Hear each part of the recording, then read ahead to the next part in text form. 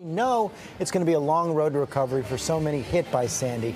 But that recovery has begun. You see Juju Chang right there. She's in Rockaway, Queens. We were with her earlier today. We're back to her again right now because she has the story of how neighbors are helping neighbors and the community is coming together. Juju? Hey, George, I'm with the Sandy Relief Google group, and they're giving out hot coffee to people who'd spent the night in cold apartments. But just up the shoreline is Breezy Point, which on the night of Sandy suffered from the disaster with biblical proportions. First, there was the flood. Then there was a massive fire that burnt 100 homes to the ground.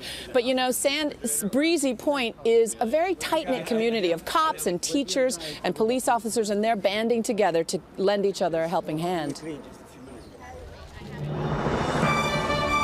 It's what Americans do best in times of tragedy, pull together to help one another.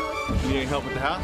And as we bear witness to the aftermath of Hurricane Sandy amidst the devastated communities, there is inspiration. This is a neighborhood that sticks together. This is a very strong community, and it will be again someday. In Breezy Point, this bucket brigade brought much-needed supplies to a town first drowned by floodwater, then incinerated by an inferno.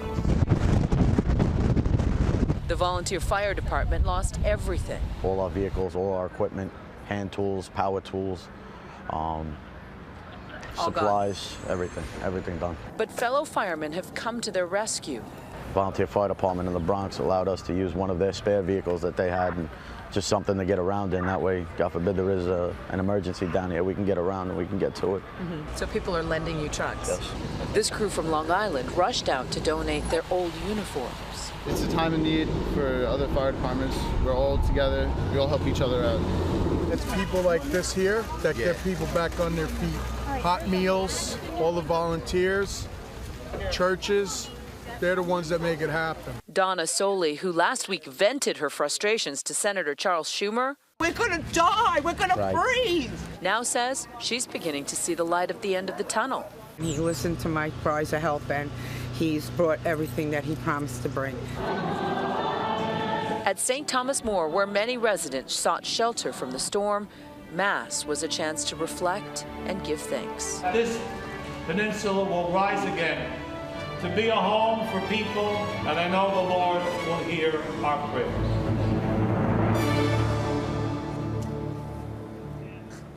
As journalists, we see so much suffering in the wake of these kinds of disasters, but we also get to witness so many acts of compassion. Yesterday, we bumped into volunteers, both with church groups and nonprofit organizations who were already mobilizing on the ground. Some were helping distribute donations. Others were going door to door, knocking, asking people what they need. We even saw spontaneous citizens pulling up on corners and passing out blankets and batteries and flashlights, which is what this community needs most.